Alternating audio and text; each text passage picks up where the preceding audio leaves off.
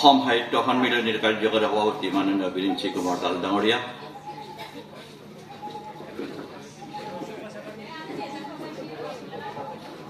দিল্লী বিশ্ববিদ্যালয়ৰ হিন্দী বিভাগৰ উপাচাৰ্য শ্ৰীযুত নন্দিনী সাহু মহাশয়া, শ্ৰীযুত কনক চন্দ্ৰ শৰ্মা প্ৰাক্তন সভাপতি অসম সাহিত্য সভা, সাহিত্য সন্মিলনীৰ সন্মানীয় সদস্যসকল, অভ্যৰ্থনা সমিতিৰ কাৰ্যকৰ্তাসকল, লংগাপুৰী বৰকুটা হাইস্কুলৰ শিক্ষক বন্ধু তথা অন্যান্য ছাত্ৰ ছাত্ৰীসকল আৰু শ্ৰদ্ধা ৰাইজ, অভ্যৰ্থনা সমিতিৰ সভাপতি ৰূপে মই আপোনালোকক সোণকুৰীয়াৰ এই ভাংৰাগৰ স্থানলৈ সাদৰ স্বাগতম জনাইছোঁ।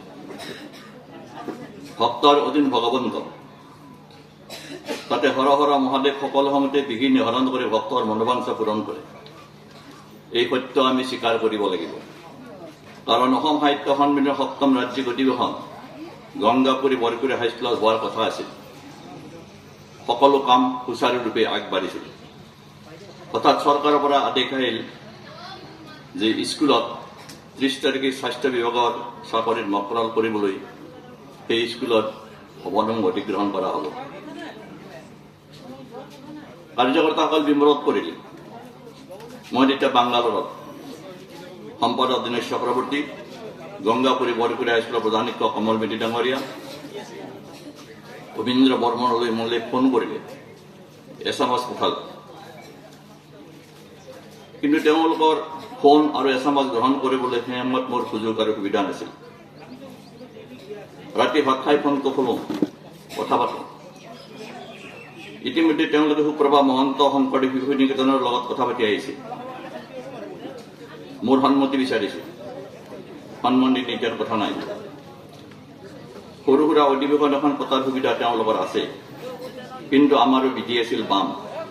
পিছদিনা তেওঁলোকৰ সূচনা আহিল যে নিকেতনতো চৰকাৰৰ পৰীক্ষাটো হ'ব। ছেক্ৰেটাৰী চক্ৰৱৰ্তীয়ে মোলৈ ফোন কৰিলে, ছাৰ বিপদৰ পৰা ৰক্ষা কৰক। বিপদৰ পৰা ৰক্ষা কৰিবলৈ মই কম, ভাংৰাগৰ আশ্ৰয় লওক। হৰেণ, শৈলেন, সুৰেণ, দ্বিজেন, বিজয়ক লগ ধৰিব ক'লো। সকলোৱে আনন্দৰে সহযোগ আগবঢ়ালে। কাম আগবাঢ়িল। সোণকুৰীয়া গাঁৱৰ প্ৰত্যক্ষ পৰোক্ষভাৱে সহায় সহযোগিতা আগবঢ়া সকলো ব্যক্তিলৈ মোৰ সাদৰ প্ৰণাম। গংগাপুৰী হাইস্কুলৰ সোণকুৰীয়া গাঁও, গংগাপুৰী হাইস্কুল সোণকুৰীয়া গাঁও এডাল সূতাৰে কথা। সোণকুৰীয়া গাঁৱৰ উল্লেখ কৌটিলৰ অৰ্থশাস্ত্ৰত উল্লেখ আছে। কৌটিলৰ অৰ্থশাস্ত্ৰ মই চুই চাইছোঁ, কিন্তু পঢ়াৰ সাহস হোৱা নাই। তাত হেনো সুবৰ্ণবুদ্ধ নামৰ কামৰূপৰ এখন গাঁৱৰ উল্লেখ আছে। সুবৰ্ণবুদ্ধ মানে সোণৰ উদ্যান, অৰ্থাৎ সেই সময়ত ইয়াত সোণৰ সূতা অৰ্থাৎ মুগা কাপোৰৰ ব্যৱসায় হৈছিল। সেই সুবৰ্ণবুদ্ধই পিছত সময়ত মানুহৰ জিভা পিছলি পিছলি সোণকুৰীয়া হৈ গৈ। কিন্তু ইয়াৰ অধিবাসীসকল ১৬শ শতিকাত অৰ্থাৎ স্বৰ্গদেউ ৰুদ্ৰসিংহৰ দিনত অসমলৈ আহে বুলি ইতিহাসে কয়। অসম ৰজাসকল হিন্দু ধৰ্মত দীক্ষিত হোৱাৰ পিছত পূজা পাতল কৰিবলৈ ব্ৰাহ্মণৰ প্ৰয়োজন হোৱাত গণজনী ঠাইৰ পৰা তেওঁলোকৰ আগমন ঘটে। সেই বংশৰে আমাৰ পূৰ্বজ উমানন্দ ব্ৰাহ্মণে সিংহ ৰজাৰ দিনত ইয়াত এটা পুখুৰী খান্দিছিল। এই পুখুৰীৰ এটা জলধাৰা গংগাৰ লগত সংলগ্ন আছে বুলি কিংবদন্তীয়ে কয়। সেয়েহে এই পুখুৰীটোৰ নাম গংগা পুখুৰী। উমানন্দৰ পুত্ৰক আছিল। পুখুৰী খন্দাৰ পিছত তেওঁলোকে পুত্ৰ সন্তান জন্ম হয় আৰু তেওঁৰ নাম গংগাধৰ ৰখা হয়। এই পুখুৰীৰ পাৰতেই 1924 চনত সুদূৰ গৌৰীপুৰৰ পৰা তাৰানাথ গোস্বামী থেকে ইয়াত বিষ্ণু যজ্ঞ আৰম্ভ কৰে। এই বিষ্ণু যজ্ঞ ৰাহি ধন আৰু ৰাইজৰ বৰঙণি গংগাপুৰী হাইস্কুল 1937 চনত স্থাপন হয়। আৰম্ভণিতে স্কুলৰ শ্ৰেণীসমূহ ভাংৰাগৰ এই বাকৰিত হোৱা বুলি উল্লেখ আছে। আমি এতিয়া আনন্দিত আৰু গৌৰৱান্বিত যে আপোনালোকৰ এই ঐতিহাসিক স্থানত আমি আদৰিব পাৰিছোঁ। সাহিত্য শ্ৰদ্ধা ৰাইজ, প্ৰতিনিধিসকল, আপোনালোকক আদৰিবলৈ আমি যত্নৰ ত্ৰুটি কৰা নাই। আমাৰ জ্ঞান, বুদ্ধি আৰু অভিজ্ঞতাৰ দ্বাৰা এই অধিৱেশনখনি সুচাৰুৰূপে চলাই নিয়াৰ প্ৰয়াস কৰিছোঁ। অনিচ্ছাকৃত ভুল ত্ৰুটিৰ মাৰ্জনা বিচাৰিছোঁ।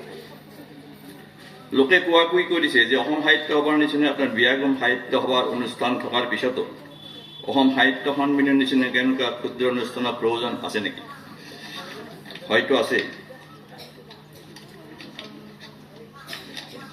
অসমৰ গাঁৱে ভূঞে চহৰে নগৰে পৰ্বতে প্ৰান্তৰে এতিয়া অনেক লোক আছে যাৰ সাহিত্যৰ প্ৰতিভা আছে, কবিতা চৰ্চাৰ মানসিকতা আছে, কিন্তু এখন মঞ্চৰ অভাৱত তেওঁলোকৰ প্ৰতিভা বিকশিত হোৱা নাই। প্ৰতিভা অকালতে মৰহি গৈছে। অসম সাহিত্য সন্মিলনে এইসকল লোকক এখন মঞ্চ দিবলৈ সক্ষম হৈছে। অনাদৃত অবলিত সাহিত্যসেৱীক আদৰিছে, সন্মান যাচিছে, উঠি অহা ল'ৰা ছোৱালীক মাজত আনন্দৰ উল্লেখ ঘটাইছে। শুনিছোঁ অসম সাহিত্য সভাৰ মজিয়া আজি পংকিলতাৰ সিক্ত, নিৰ্বাচন ব্যৱস্থাত বিহিত। সাহিত্য সভা সাহিত্যমুখী নহৈ মেলামুখী হোৱাৰ বাবে আদৰ্শ ভ্ৰষ্ট। এনে অৱস্থাত অসম সাহিত্য সভা লোকচকুৰ আগত থকা নীৰৱে ভাষাৰ ভেটিত নিজক আহুতি দিয়া নতুন প্ৰজন্মক সঠিক দিশৰ সন্ধান দিব পাৰিছেনে নাই সন্দেহ। মই ভাবোঁ পৰা নাই। এনে ক্ষেত্ৰত অসম সাহিত্য সন্মিলনৰ নিচিনা এখন অনুষ্ঠানৰ দায়িত্ব আৰু কৰ্তব্য হ'ব অপৰিসীম। মই সাহিত্যিক নহওঁ, কিন্তু হ'লেও অলপ পঢ়া শুনা কৰোঁ, সমসাময়িক সাহিত্যৰ দৃষ্টিৰ ওপৰত খবৰ ৰাখোঁ। অসমীয়া ভাষাত এতিয়াও কিছু বৃহৎ শ্ৰেষ্ঠ সাহিত্যৰ অভাৱ আছে। ব্ৰহ্মপুত্ৰৰ ওপৰত এখন সুন্দৰ উপন্যাস ৰচনা কৰাৰ সমল আছে।